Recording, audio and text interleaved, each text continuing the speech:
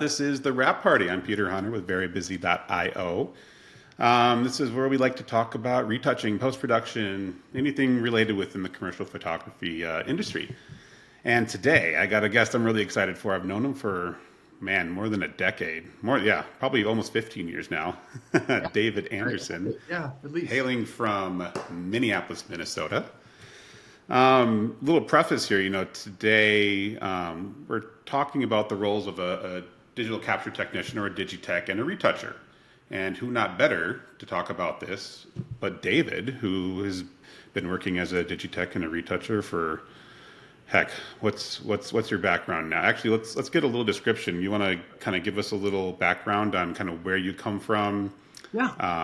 how you got into where you are today, and currently kind of what your company's doing? Yeah, absolutely. So, yeah, I'm David, and I basically started here in Minneapolis as sort of like a scrappy uh, film-based photo assistant type guy. When I got out of art school, I actually went to art school at the same place you went to school, MCAD.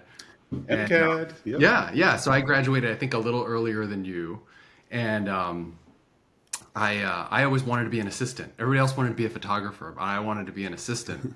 People were like, oh, "That's interesting." Okay, but that's what I wanted to do. I wanted to.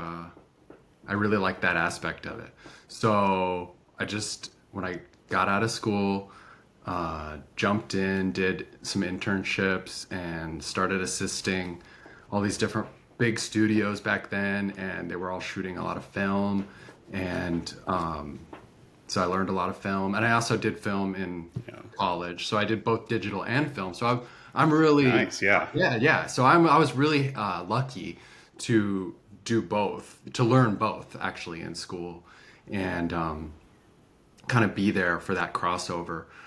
There was like this early seminar called the Digital Makeover Tour through ASMP, I think, and that really got me excited too for everything, because they had these kind of high level guys come in, and with the digital tech and another a really experienced digital photographer, and they just talked about everything that you should know, and how all Oh, that's that's supposed awesome. to work. Yeah, it was great. It was amazing. So then the fire was lit to move into digital tech, and I remember hearing that term and just being like, "What is that? Oh, that's so cool!" Digital tech. People were talking about like digital assistant, and it was an interesting time.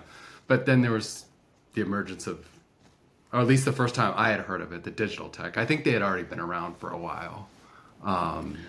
Yeah, I feel like it's like, assistants or the set specific camera loaders and stuff like that, people who had been on set dealing with cameras and all that kind of stuff, I feel kind of started to fill those roles. But then the whole digital side of it too was a whole new thing, Right. not only for the camera gear, but how images were handled and processed and everything.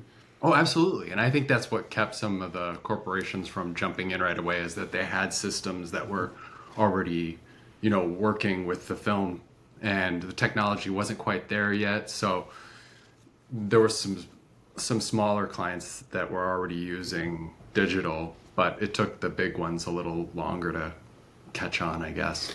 Yeah. And, as that transition occurred, I mean, naturally, one of the areas they went looking for people to fill these roles were assistants.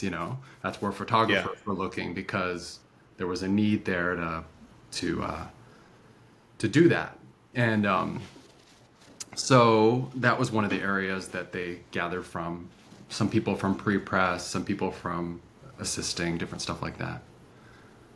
It's amazing. So yeah, I So mean, then I just started. you went from, sorry, I was going to say, yeah, you went from assisting in, then kind of had this bridge during this kind of transition, digital transition. You went into teching. Yep.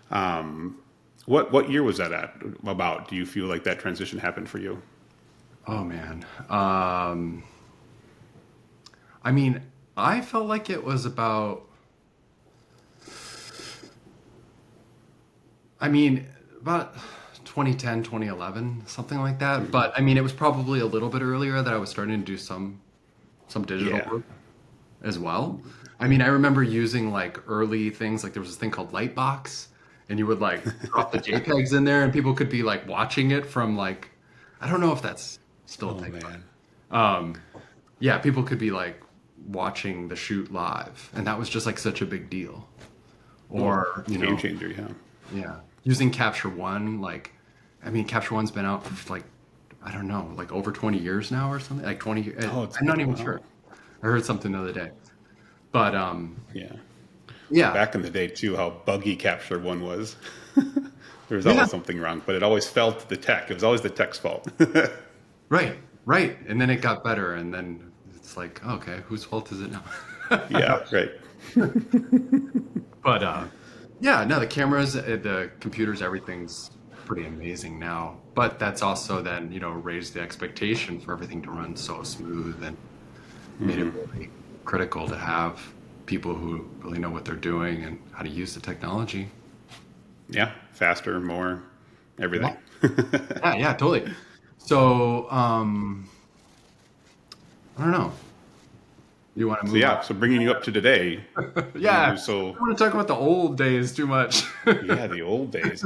So I mean, you're coming up on a good almost 15 years then, working as a digital tech, Yeah, and you are also a retoucher though. Do you want to talk about a little? And I thought it'd be nice to bring this in, mhm. just because we're in Minneapolis. We're kind of blessed here with a plethora of Fortune 500 companies who are headquartered here. One of them being Target. Target's a big company here that gives out a lot of work, hires a lot of people like yourself and other people within the creative industry here, stylists, photographers, set builders, you name it, right? Right. But there's some specific workflows they implemented that kind of Early on, yeah. perhaps shaped the role of a digital tech and retoucher here in town. Do you want to kind of shine a light on that? Because I think it's pretty unique to certain areas, especially here in Minneapolis. Sure. Yeah, I mean, I think it's more common now in other locales too. Um, Not as much on the coast, I guess. I don't know too much about that, but um, yeah, it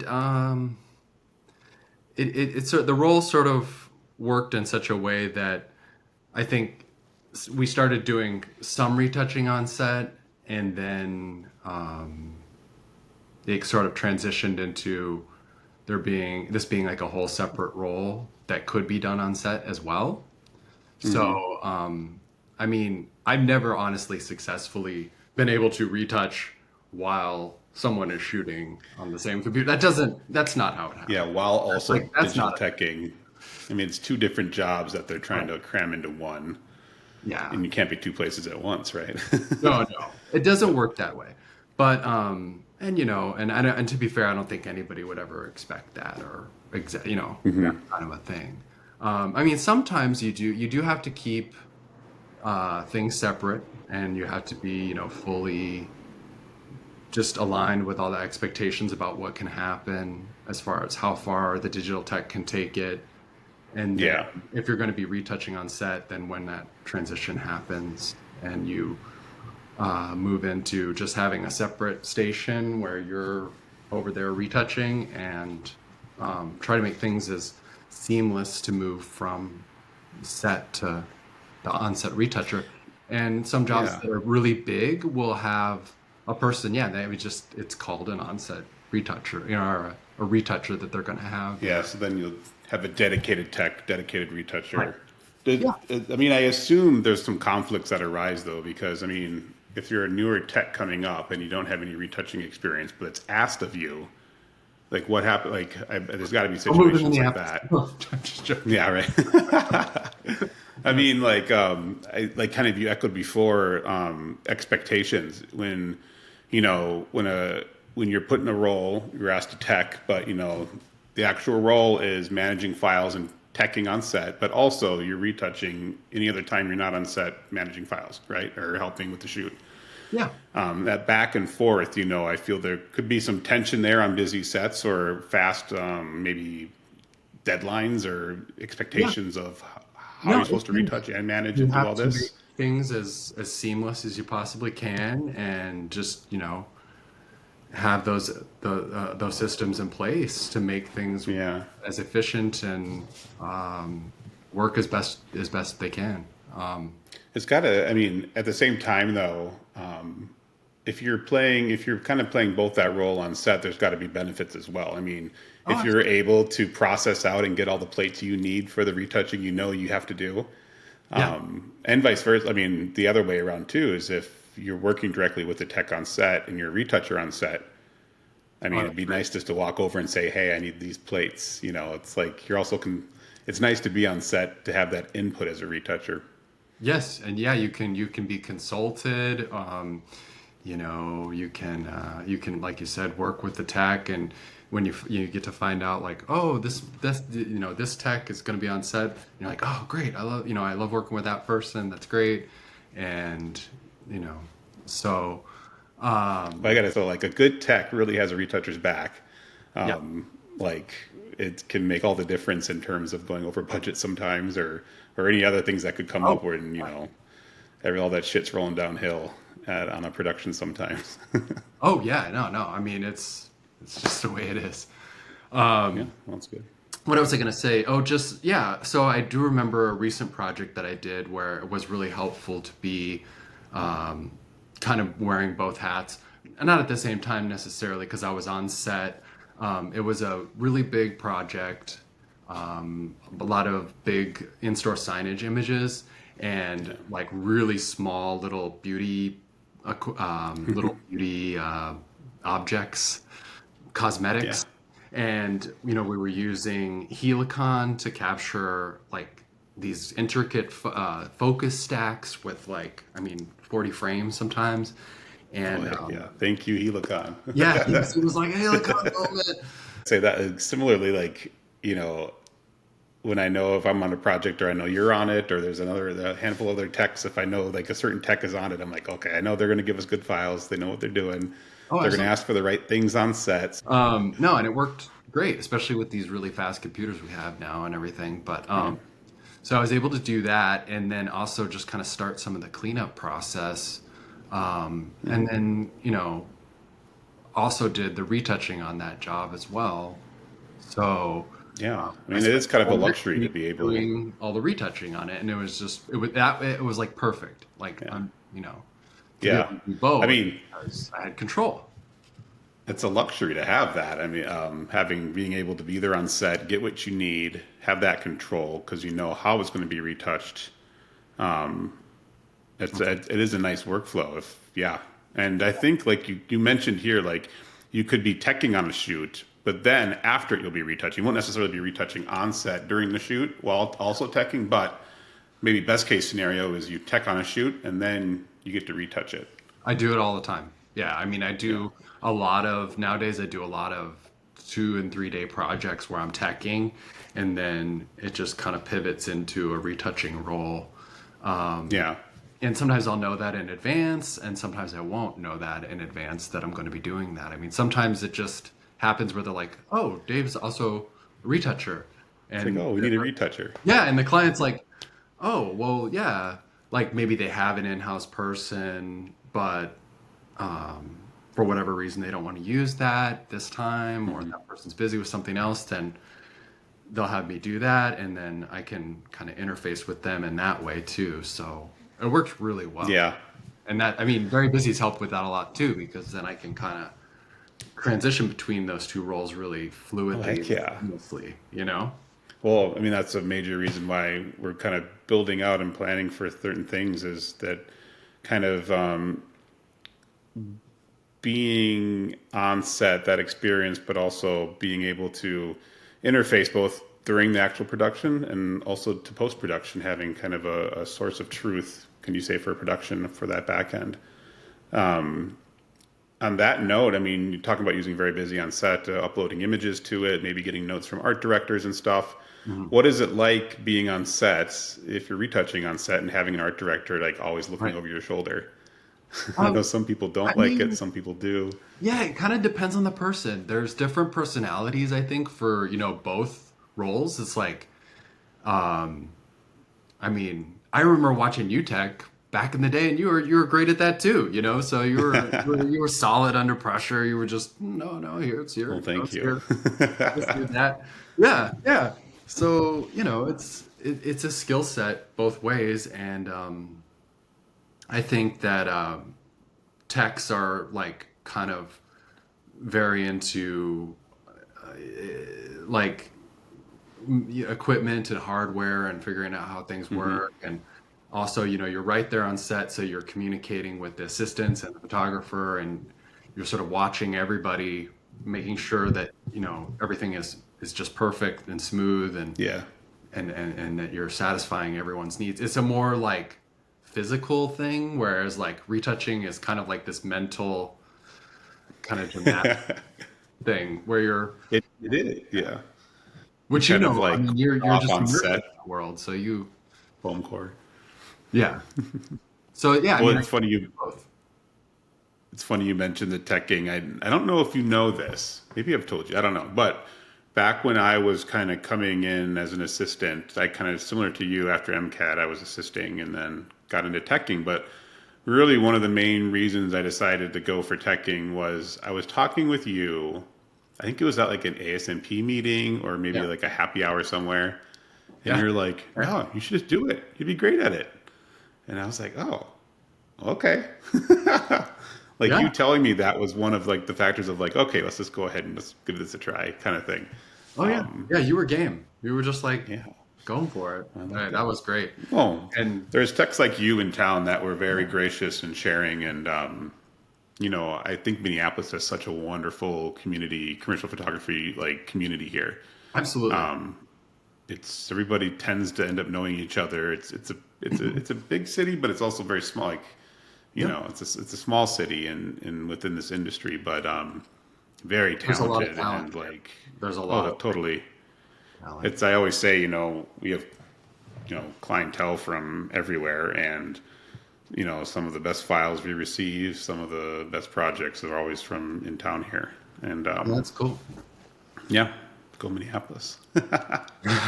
Well, coming from, and I mean, so like what, over 15 years now, you've been working through this, and teching and retouching. Like, what does a typical week look like for you? I know it probably varies a lot, week to week, month to month, depending on your projects. Yeah. But like, can you give us kind of just a sense of like what's it like to tech on a job, then retouch it? Like time periods. Are you on set? How long are you on set for? Do you do location work? Can you kind of give us Yeah. a sense of what maybe your life looks Well, like like, this day in week, the life of? yeah, this week I had two retouching projects. Um, and I was on set one day on another project that I will probably be retouching as well after I'm doing a big project starting Monday, which is 2 weeks long, which is 1 week on set retouching and 1 week offset retouching. So Nice. this Yeah. is a busy little time right here. It's kind of ramping up here for the second quarter of the year. And before that, I was, the earlier part of this year. It's always transitioning like month to month. Things are kind of undulating. Yeah. I'm doing more retouching sometimes. Some years I'm doing more retouching. Some years I'm doing more teching. Some years I'm doing more Oh, interesting. Yeah. location. Sometimes I'm getting bigger Digi-Tech jobs or Yeah. bigger onset jobs. But in general, I'm doing more smaller projects like 2 and 3 day projects, and then also doing retouching projects as well. So it's kind of hard to say like a typical week, but maybe that gives That was probably. you a general idea of what I'm doing. Yeah. What's that? I was going to say when I asked that question, it's like in our industry there really is no like Oh yeah. typical. I guess it's like it's always different, but it's fun to ask. Yeah, totally. And my wife's a Good to know. freelancer as well and an artist as well. So it's like we're just all over. And we have two children, so we're kind of Oh always yeah, chaos, doing complete different. chaos, right? I mean, it's chaos, but we have systems. I mean, that's what Digi-Teching is, right? Like to me, it's Controlled like all chaos. about, yeah, it's controlled chaos. It's like, how Hmm. do I know what's going to happen, and then how can I be ready for that? Yeah, Or there's a problem. Like we talk about, like with retouching, it's problem solving, and I think with Digi-Teching, it's sometimes it's like problem veering away from problems. Like yeah. how do we It's not like even have that problem? more like proactive versus Yeah. reactive in a way. Yeah. Somebody Totally. gave me advice response. as an assistant was like, to be a good assistant, you always need to anticipate what the photographer needs. Yep. And I think for teching, that's a similar thing is, when you're setting everything up or getting things ready, like, you probably have your processes, like set Yep. up your carts, get everything ready, get the software up and running. You probably already pre-did Oh some yeah. certain things, and that all that makes your job easier, but also makes the job safe. And that hopefully something doesn't go wrong, but inevitably things will always go wrong. But Yeah, I mean, it sets you up for success, though. You want to be on your own side with that, and don't be like thinking, oh, it's no big deal. Like it's like yeah, you want to think about these things and ask questions, and if you have suspicions, like ask, producers or photographers, find out what kind of camera you're going to be using and where you're going to be and how you're going to move around these places, and just try to get all the information you can, because that's going to yeah. set you up to make It's everything when work. when you're contacted for a job, then do you have to distinguish sometimes if they're asking you for teching or retouching, or are people pretty clear about kind of those, I like mean, that line or the definition of what you'll actually be doing on a job, or is there sometimes do you have to kind of pull that out of them and know exactly like what exactly am I going to be doing for you? How does that work? yeah, I mean, it's funny because you'd think that would happen more often, but it just doesn't happen so No, that's good. often. A lot of people nowadays, I mean, I think people are more literate, um, and you know, it's like I don't have to like pull it out of them per se. I think I just have to kind Yeah, of they're see what the they're offering up the information needed, and yeah. yeah, Yeah, I think they let me know where they want me to jump in with it, what I'm going to be doing, and then I'll ask questions about what I might be doing on set. I mean, sometimes I'll be like layering things up. I've done it where I've just like layered things up and circled notes and stuff like that between shots, and then handed those off to a retoucher as well. got Like, it. Yep. I mean, there's just so many different ways that it could happen. Yeah, I mean, it totally varies on the job.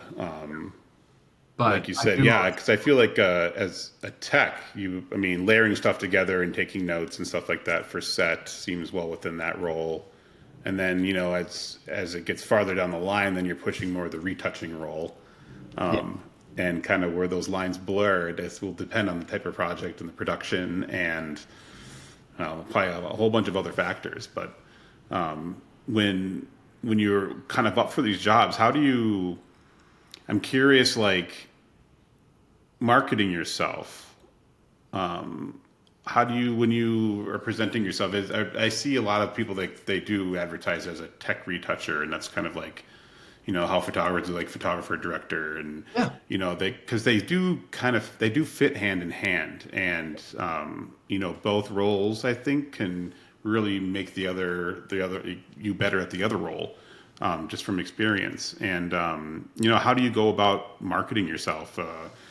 Getting jobs as a tech or also pushing as a retoucher, and does doing both jobs help you kind of cross market or get projects? Like you said, sometimes you're on set teching, and they're like, oh, we need a retoucher. Well, it just so happens I am a retoucher too. yeah, yeah. I think it helps me for sure as a retoucher, especially working with clients who weren't necessarily going to hire me to be a retoucher. Like smaller agencies or something like that. I'll be working with Yeah. a photographer, and then basically just with my kit and everything, bringing in all the images, organizing everything. I call it organizing all the visuals. The monitors, moving everything around. Everyone gets a monitor. Everyone gets to see what's going on here, and Yeah. so that's that whole part of the onset thing, the connectivity aspect of it, and then the retouching is sort of the wrap up, and then sort of taking care of everything. Yeah. So it's like, but as far as marketing it, I mean, word of mouth wise, yeah, it helps. I think. As far as establishing the difference between the two roles, I mean, I guess some people, I haven't heard it that much lately, but people used to say it was sort of confusing, or that you should focus on one or the other. for me, I think if you want to grow past a certain point, I mean, yeah, you kind of have to decide how you want to approach that. If you're Yeah. going to have a larger company where you have separate departments, like a retouching department and a capture department, you have to have more than one person to be able to do that. I mean, I am an S corp, but I'm not an entity per se. You know what I mean? I'm Yeah. like I kind mean, of a smaller boutique retouching type of the outfit. idea is around scaling and how you decide, or if you want to do that. Yeah. Because I assume, as a tech too. I mean, let's talk a little bit about like how you're billing for this, because you have your day rate, Right. but then you also renting your gear then on set. So like whatever you come with to use, are you renting that as well? Like everything kind of has a price, whether they need cameras, Yeah, I computers, mean, it stuff like that. depends. Sometimes I do a kind of a flat fee for me and my kit for clients that I work for regularly. I just sort of bundle that into one thing because I have one kit that I usually bring for that, and that kind of works for me and just keeps things simple. Yeah, I bet. And they don't ask too much about it. If there's a lot of rentals, definitely got to break it out. You got multiple Yeah. capture stations and all this stuff. You got to break all that out. And yeah, luckily, I don't have too many conflicts because my rates are somewhat comparable, I guess, with the retouching and the teching. So it's not too big of a deal. That's Yeah. So I don't know how in depth I can really get with that, but as that kind of Yeah, gives you an I mean, idea. no, I think it's nice to see, I mean, as a digital tech, if you're busy, it could be a nice career, in terms of billables Absolutely. and stuff like that. And then it kind of plays hand in hand, because when you're teching, you're on set, you're committed to being at some place. Retouching, if you're doing it from home, it's kind of can fill the cracks maybe at times too. Like it's two roles that fit hand in hand together. Like you said, Yeah. not trying to single one of them out, but you could market them together, and it could work out well, especially if you have a good portfolio, a client base, word of mouth, stuff like that. Yeah. And I think I'm still growing in the retouching area. So But yeah, what do you think? Do you when I think, retire, maybe, or before I retire, maybe I'll kind of transition more into retouching. I was going to ask, like, did you ever think you'll transition, like, move into retouching, or move more to I think like teching, probably it or would be natural to move more towards retouching, just because it just seems to make sense, just as a skill set. And there's a lot of overhead involved in having a digital tech company. oh, I bet all that And equipment and all the just a carts lot and of all me. the. Yeah, all these carts. No, I'm joking. There you go, the innovative carts. You know, give them a little time on the screen too. Oh heck yeah, we'll get you sponsored. There you go. We'll send that I'll over to sponsor innovative. them. Well, I mean, the gear part of it too is, I mean, like you said, digital techs, I think, they're techie. They like, we like, Yeah. gear and Oh yeah, it's so electronics, fun. computers, cameras. Well, I mean, what are some of the things you like in our industry over the last 10, 15 years? What's changed? Like, what are some big changes you've seen happen? Aside from, we talked earlier on the film to digital transition that kind of Mhm. bled into 2008 to 10 and later, but also like what other things have you seen in our industry, or are there anything coming up you're excited, any directions you're excited to see happen within on-set technology, post-production, stuff like that? Oh geez. Oh man, it's just always changing, but it's slow actually. It's like a slow change, and then when every once in a while you look around and it's just like things are just different. But Everything's different, yeah. no, everything's different. The cameras are pretty amazing nowadays. I'm always continually impressed with the cameras and the optics. The new Fuji system and the Canon R mirrorless cameras have really changed things a lot. The USB-C connectivity is just so much smoother, faster. You Oh know, the man. drives, the really fast drives is like, which are, you know, pretty useful, I guess, especially on video. Like if you're doing a kind of a job where Digi-Teching job where they're also shooting video, then you need some pretty fast drives that are big, Yeah. and you got to be How able. often are you teching jobs that are you're also ingesting video for them? I mean, not super often, probably not super often, but often Yeah. enough that it's worth having some equipment for that. Having yeah. I mean, that's a possible avenue for people as well as moving into sort of like DIT work along with digital. Yeah, video specific. Yeah, yeah. I mean, you can do that. Yeah, there's always that talk of I've talked with some other techs too, and retouchers who both, if they feel like they're getting a little slow or light-handed with clients on the print side of things or 2D, they talk about making that jump into video, which has always seemed like such a daunting thing to me if you don't know about it or you need to relearn it or learn the software and Yeah, you know I don't know. yeah, And especially like you said, how things change so much. yeah. I can't imagine that'd be I much think easier you than going always out and have to be trying to. learning. That's what I've been Yeah, realizing. It's like you always just have to be learning, and like we were talking about, you know, paying attention on set to just the people around you, always learning and being curious yeah, about what's happening and what these people over here are doing, and could I maybe be doing that, or you know, just always being curious with other humans and not kind of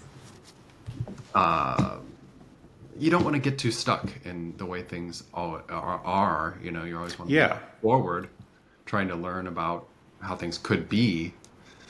You know, Well, that's how you stay relevant. I mean, that's how you stay in the industry for over 15 years and still have a yeah. full schedule. You need to Oh, adapt. Yeah, it's funny you mentioned USB-C is one of the things that was, and the cameras, mhm. some improvements over the last number of years. I remember like the old H Phase One backs with the FireWire 400 Mhm. that would drop every other shot, or yeah. Yeah. After wrapping a shoot, the tech Yeah. has to stay there for an hour and a half to back up to drives that the client forgot to give you at the beginning of the day or something. Yeah, like Yeah. all that I wonderful mean, even stuff. with the SSDs, I still ask, like, I'm still asking sometimes before lunch, and it's like, I don't know. I need Just want to time. have it. It's I just a need to, creature of habit, you know, like, even though it probably only takes yeah. 5 minutes to back that thing up, you know, but I mean, like, You don't want to that's rush that. You can't rush a backup. Yeah. no, not at all. And yeah, you just always organizing and being on your own side and helping everybody out, trying to make Yeah, sure my whole that's thought about that too is like I know here in Minneapolis we're fortunate because we have access to some very fast internet. Like I have 1 gig up and down fiber here at my Mhm. office, and I can upload you know 500 gigs a terabyte, pretty speedily. I just let it set and run for a while, and It's like a necessity for you. I mean, it's, you know what I mean? Like, this it is is. I mean, not a honestly, like necessity, how but we work, it's a beauty thing. It's how a we beauty. work taking files up and down from the cloud and working with retouchers and stuff like that, like it's almost instantaneous when you're working in that capacity. And my vision was always like it'd be awesome, like never to have a hard drive again, and you're just always just uploading directly to the cloud and that sort of thing, because you can automatically back up from there, and all the processing's happening up there, and you don't have to worry about it. And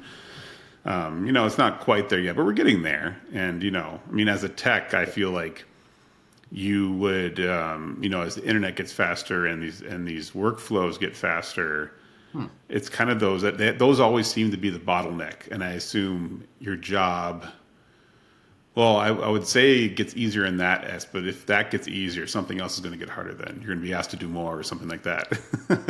I don't know. Well, I think that's kind of like, as a tech nowadays, I think that's what you're doing, is sort of balancing and juggling all these different little nuances of the tasks, you know, that you're Yeah. basically being expected to handle. And yeah, that's the trick, is knowing how to what's important and how to ping around and bounce around and do all these different things, and at the same time make it totally seamless with the way the photographer wants to work, and be ready Hmm. for them whenever things are, ready to go. So it's tricky. I mean, it's like it's not something that a computer can do.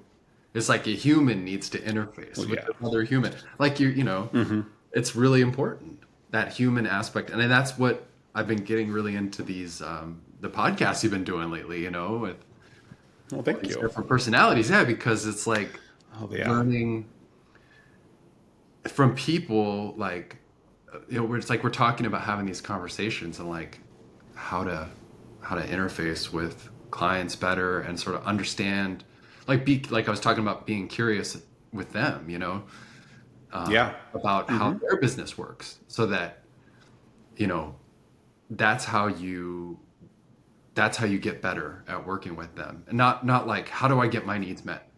Like if you can only Oh, focus on totally. that, then it's like, oh well, that's kind of like a means to an end, like you got to figure out how to what it is that they want to do. And sometimes you don't even, and they don't always tell you exactly what they want to do. You got to kind of Yeah. figure out a But way. sometimes they don't know what they don't know, almost like this piece of information is important to you. Oh, okay. Well, I love that approach. And Yeah. it's funny hearing you say that, because on my side of stuff with Very Busy and building software, and it's all about talking to the users and figuring out what are their workflows, what are they doing, what do they need, Yeah. and then you work from there. And from your point of view as a tech and as a retoucher too, being able to understand fully what your client needs out of something, from the point of conception of their project to how it's going to be used. Yeah. Like, hey, they could never mention to you that these are going to be large in-store signage things. Right. And they're asking for you to bring I don't know, a small camera or something, small sensored camera, something like, you'd rather have something more large format for, stuff like that. All that information Yeah. is Yeah. I had important. a recent And project where I used like this thing called Topaz, and it kind of oh resonated yeah, a lot. that's like the AI upres or Yeah. denoising, and Yeah.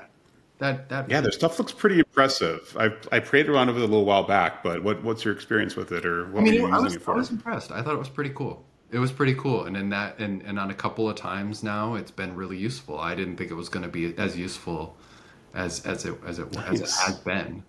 But I mean, And were you using it you need it. upres I use files? I've used it to upres and a little bit for sharpening stuff. Nice. Sometimes if something was like a little bit like just shot soft, then you can upres parts, or you can, Ooh, things like that. that's interesting. I Emily, my business partner, Emily Fishman, and I were talking, and we put out a retouching survey that we'll be releasing information on this next month, with all the data sets on it, Yeah. and the results of the survey. And the Topaz software was actually one of the softwares that stuck out, that I think like more than 40% of the retouchers said they were using in parts of the workflow. Oh, really? Okay. See, So I think sounds like amazing. it's up We're and coming. all Like, thinking the yeah, same things. right. You know what I It's mean? I funny mean, how that works, right? oh yeah. I mean, and that's why I Oh, love was when Very Busy came along. I mean, it's just really great that I needed it. We needed that. what? I Yeah, needed something like that. A lot of the other tools I had seen were pretty expensive, and maybe did a yeah. lot of the things that I needed it to do. I like the simplicity of the interface, and it's also really powerful. Well, that's great. I mean, that's exactly why we went ahead and started Yeah, building it. I mean, yeah, it's hard to, because you saw, you can pay $1,000 for an enterprise solution that you don't use everything for, or yeah, trying to make a simple tool just to work within the post-production process. On that note, actually, I'm curious, I know you're a very busy user. Do you yeah, have a recent project that you've worked on within Very Busy, or anything you want to show and tell? yeah, yeah. I'd love to. Here, let me bring that up.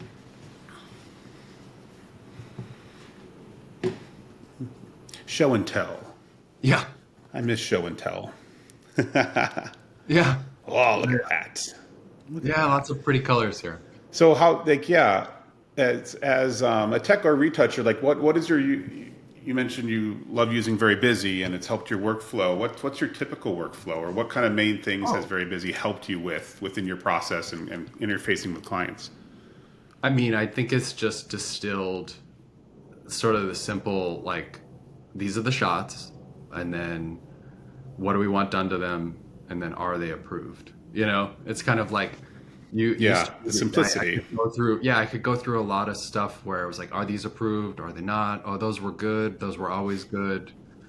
Um, I mean, now it's just like it's either approved or it isn't. You know, it's very clear cut, and that's great because then it just has a definitive. You know, even if, yeah, it just has a definitive ending point, I guess, for each image, Do you, and they can mark up and yeah. What were you gonna say? what how do your clients, like if you have a new client and with all with new software these days and new production software, new task management software, people get it's hard to add another solution to a workflow. People can get hesitant.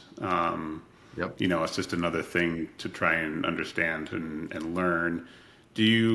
What's it like asking your client, say, hey, do you mind if we use VeryBusy? It'll help us streamline this whole post-production process.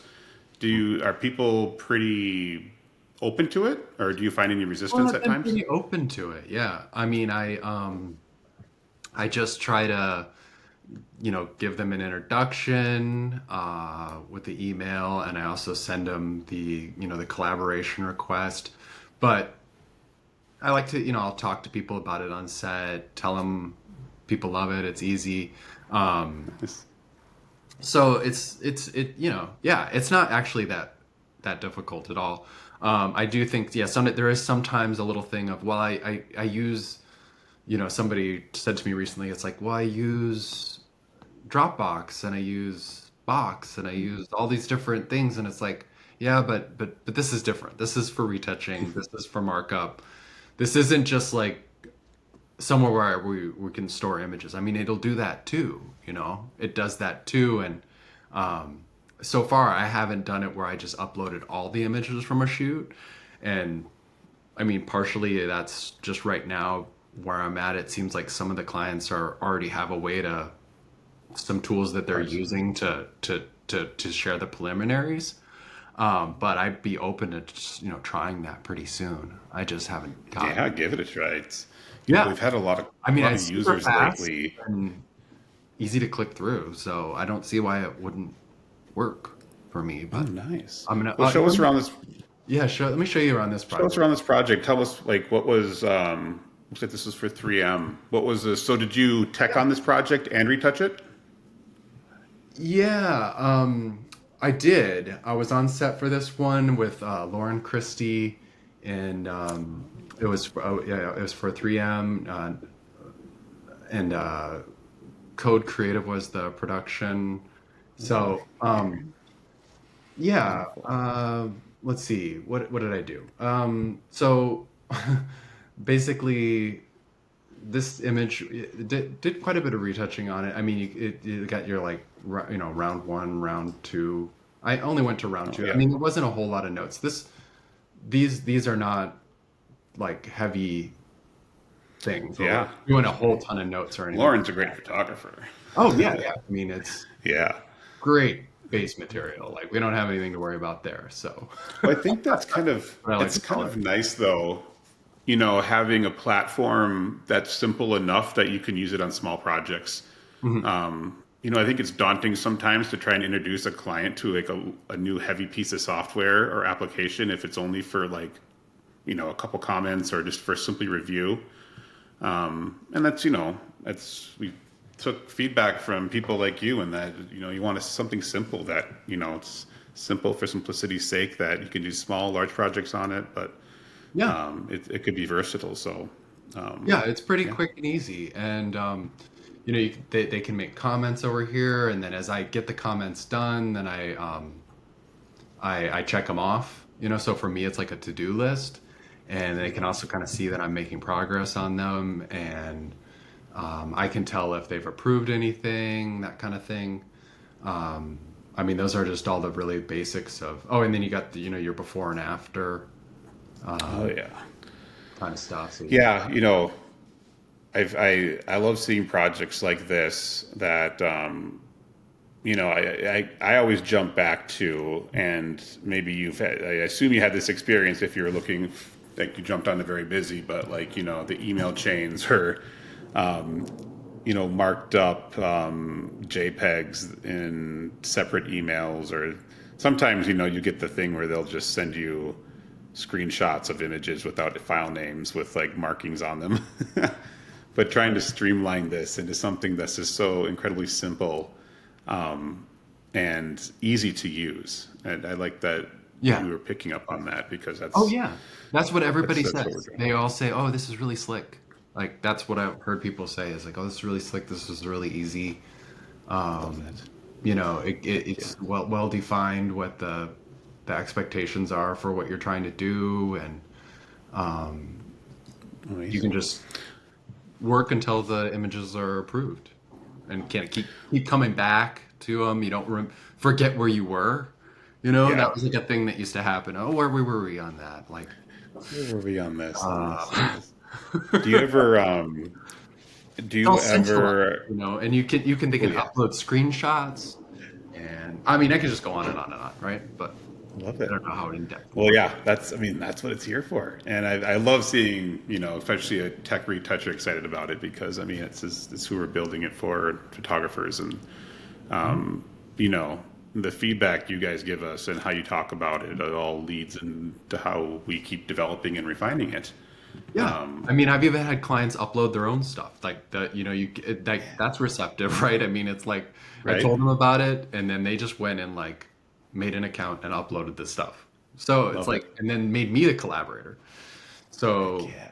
and and all that stuff it's so, Do, that was so nice to know that that could work, because then it's like different owners, you can switch Well, owners. yeah. We live in such a visual world, like within this industry. And, you talk about photographers and retouchers or art directors, and we have our portfolios on websites, and they're curated and they look good. We have our personal brand. Yeah. Anything you're handing off to a client, and especially a new tool or something that you're presenting images you created for them, it should be packaged well enough and simple, and not, you don't want to trouble your client or put any more pain points within the process. Yeah. And production, as you come from a digital tech standpoint, from that being on set going into post production, there's some leaps and bounds where you got to shuffle some assets around, you got to get feedback, you got to talk about timelines. Yeah. And some of that's behind the scenes that maybe the client doesn't see, but on our end, it could be a big time suck, and it can get complicated. So having a platform that like VeryBusy Yeah, and sometimes is it's what its with key with functions. the client, like they're sharing like vector assets or something that you need to lay over something, and they need to call out specific images where that gets used and where it doesn't get used in others, and that just makes that whole process so much less painless or less painful. Yeah. No, I love it. And less What you how less everything, because and it's more centralized, so. yeah. Do you want to do some click throughs and we could just take a look at some of the imagery you worked on? Yeah. Yeah, I'll just click through these really quick. These are beautiful. Lauren Yeah. Christie's wonderful.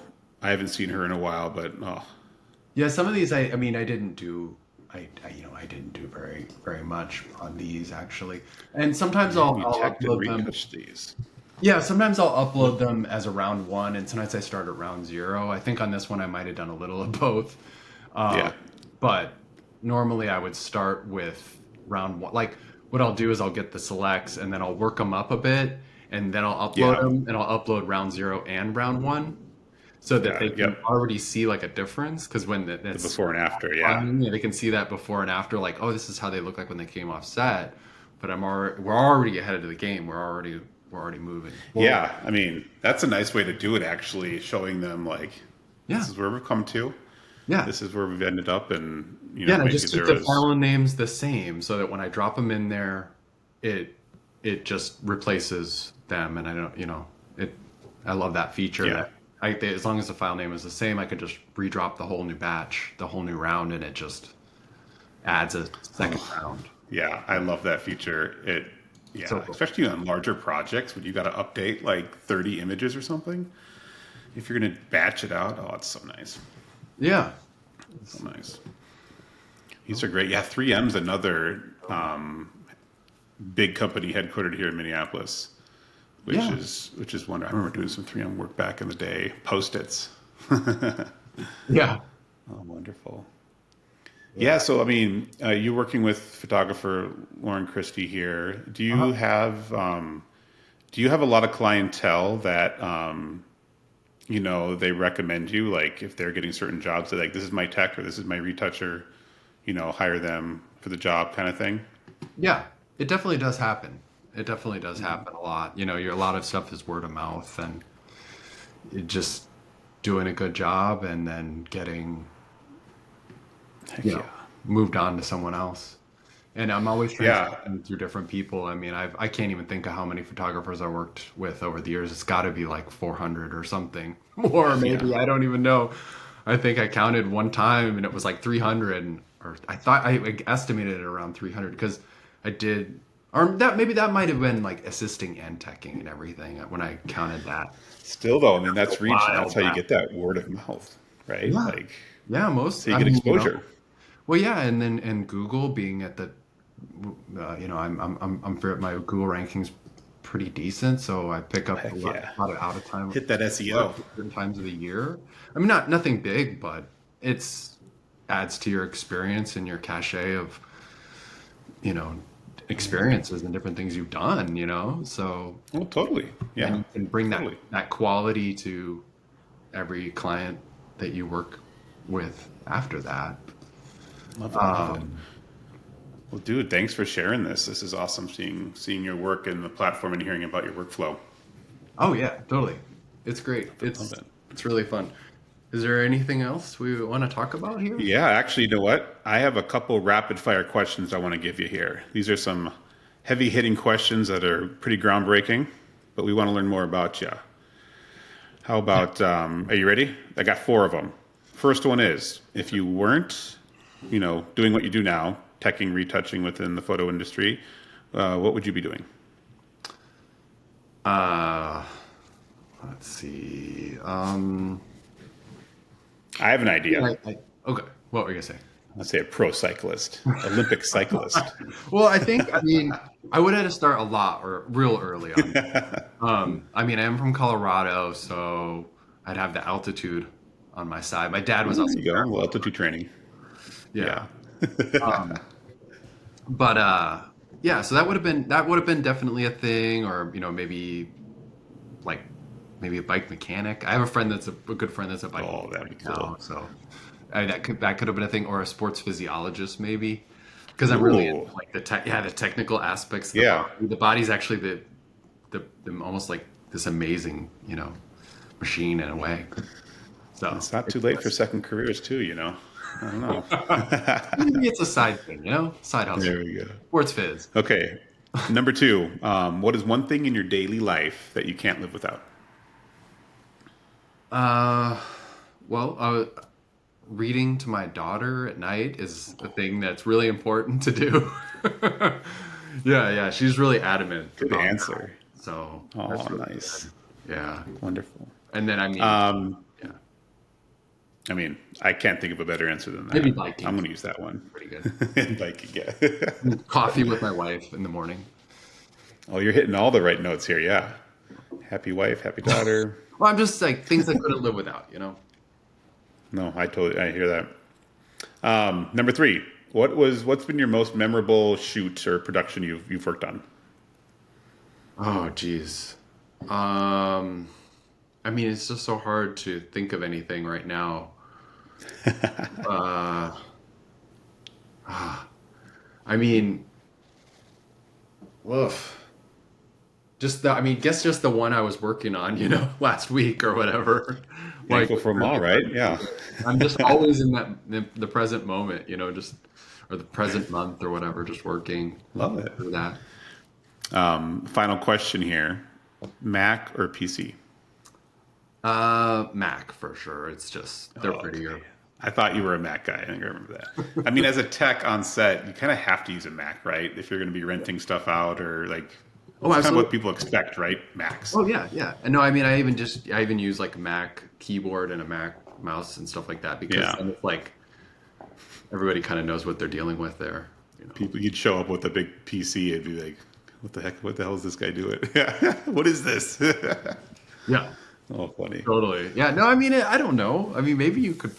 I don't know. I don't think that I would work. mean, there's been a couple photographers in town that I remember were on PCs a while back, and they phased them out. But I don't know. People are so used in our industry to Macs, I guess, and especially if you're on set shooting. I don't know. It makes more sense to do a There's Mac, probably I no feel, difference, to really. troubleshoot too.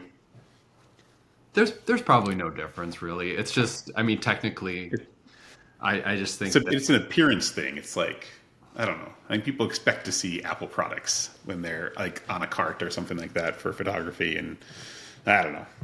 I think it's Yeah, just one of those things. yeah, because you're right. I mean, all the keyboard shortcuts, everything like that could just be the same. I mean, in Yeah, Capture you One, could. right? It's the same software that you're using. It's just the operating system's different. I think Yeah, that's what would throw operating me machine. off is the operating system. I've always been a Mac guy. I mean, I really Yeah, like simplicity, and then I kind of leave things really really default. Like it's weird. I always did that too. Makes more sense for troubleshooting. Yeah, yeah, for sure. Well, David, thank you so much for joining me for this hour. It was Yeah, great yeah. I went by hearing really about your fast. work, what you do. Oh, it always goes. This hour goes by fast all the time. But before we go, what's you're on Instagram, social? Do you want to kind of shout out your website or anything people can find you at or message you at if they want? Yeah, I mean, they can message me on Instagram. I think that's probably the easiest place to do that. Um, Great, great. yeah, check out. What's your handle? Is it It's just Anderson Digital? underscore Dave. Oh, I got underscore it. Dave. That's right. You got the I got in wonderful real early, boy. handle underscore Dave. Man, that's a Yeah, great well, I one. got in when it was still a hipstagram or whatever. It was just Yeah, amazing, so I amazing. got Great. that name. People try to steal it from me constantly, but I can't have They're it. going to offer you like millions of dollars for it. Underscore Dave. Cool. Well, Yeah. they can underscore Dave. Instagram is where they can reach you. Yeah. Anything else you want to give a shout out to? What are you up to this holiday weekend? Um. Coffee with the wife and reading books to your daughter, right? Yeah. Yeah. Yeah. Probably. Nice. I don't know. Not really sure yet. Yeah. Hopefully, get outside a little bit. I mean, it's sunny out here. I mean, it's sunny. The Oh, snow is melting. The Minneapolis snow is melting. yeah. Just Well, relax. awesome. Like, I mean, I'm getting older. It's just like you Yeah. just gotta relax, man. When you got downtime, don't spend it. Spend it Relax. with your people Enjoy. Go you slow. love, and yeah, enjoy yourself exactly. And then work hard when you're working. Work hard, play hard. Well, thanks so much, Dave. I really appreciate you coming on, representing Minneapolis. And I mean, you're one of the kind of OGs here in town when it comes to the teching retouching game. So it's great to hear your insights. Everybody listening again, remember we have our blog, verybusy.io/blog. We got some more good posts coming up. Of course, all these podcasts, the Rap Party podcast will be posted there as well as on YouTube. Yeah, we have a 30-day free trial going on for Very Busy right now. So go check it out, verybusy.io, sign up, give it a whirl. Kind of like how Dave showed you his walkthrough on his workflow today here.